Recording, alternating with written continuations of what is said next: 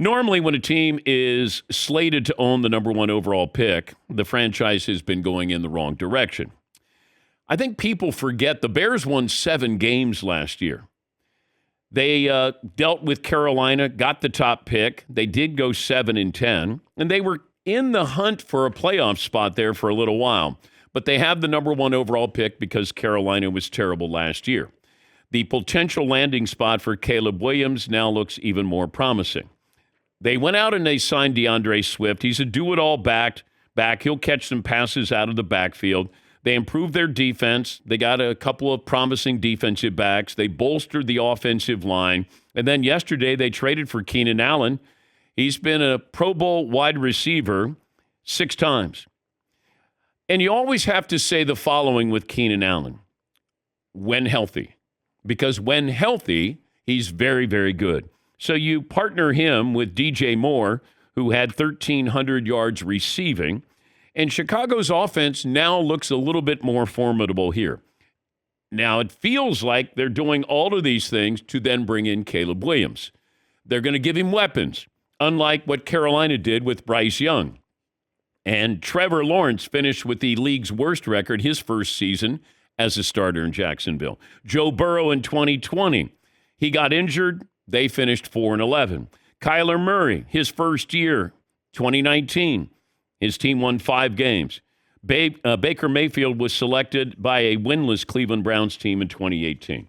You're going into situations where you're asked to be the savior, but that's not going to happen unless you have some help there. It looks like the Bears have learned from other people's lessons. And even Justin Fields, when they had him, they still have him, surround these quarterbacks with some talent. Give them a chance at least to get off the ground. And it looks like that's what Chicago's doing. Now, there's still a lot of speculation or wonderment. Hey, are they going to stay with Justin Fields? Okay, we don't know. We don't know for sure. But, maybe they do. Maybe they keep him. But they still take Caleb Williams. I would be surprised if anybody went up to get Caleb Williams. Washington, D.C., where he's from, I would be happy with Jaden Daniels. I wouldn't even blink an eye. And be like, we'd love to have him. He's from here, but we like Jaden Daniels. Are the Patriots going to go up and get him? What do you have to go up and get him? What's it going to cost you? If you were going to trade for C.J. Stroud right now, what would C.J. Stroud cost you? If you called the Texan and said, hey, we'll give you what? You already know how good he is. 1 year, solve the code. Do you give 4 first-round picks for him? You'd be giving more for C.J. Stroud than you would for Caleb Williams, right? Are you going to go up? We've seen the teams that go up and get these guys. It doesn't work out very often. Carolina did it. That didn't work out. They went up and got the wrong guy, or at least the appearance of the wrong guy. The Niners with Trey Lance, the Bears. We've seen this before where you're going up there. Mitch Trubisky, we got to have him. Okay, nobody else wants him, but we've got to have him. And now Caleb Williams. I can't imagine a team going, let's say the Raiders. And this was brought up to me. What about the Raiders? Could the Raiders go up and get Caleb Williams? I go, sure. But what are you giving up?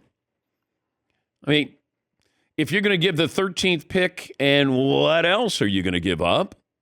All right, I'm not interested if I'm the Bears. You have to really knock them down and say, you can't pass up on this offer. I just don't see a team, and I haven't heard any possible trade proposals. Now, we have a lot of time before the draft, but I think the Bears, worst case scenario, they keep Justin Fields for a year, and then maybe you have that backup in case something happens to Caleb Williams, or you don't have to play him right away, that you can play Justin Fields, and then you can bring in Caleb Williams.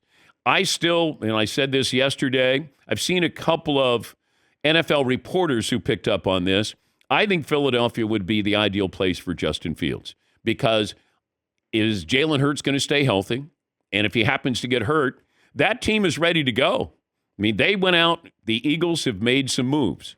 You don't want to have all of this talent and then you don't have your quarterback there. And Justin Fields doesn't cost you anything. You'd be able to bring him in 1 year. You're not going to pay him a lot of money. He's due $25 million next year. You could even franchise him if you wanted to. But I can't see that happening either. It's bring him in, let him be insurance for Jalen Hurts. I mentioned the Giants as a possible destination for Justin Fields. Put him in there. Put a little pressure on Danny Dimes. I can't imagine Daniel Jones will be there the following year. Maybe Justin Fields is your future there. But right now, the Bears in a holding pattern, or at least we're given the impression that it's a holding pattern, and maybe they keep him. Maybe they don't draft Caleb Williams. Maybe they trade the number 1 pick. I don't see that happening, but there is that possibility. I just think that the Bears thought somebody was going to be more interested in Justin Fields as a starter. Maybe it was Pittsburgh if Russ didn't go there. Maybe it was Atlanta if Kirk D. Cousins didn't go there. The perfect situation didn't play out for them. And now they have him.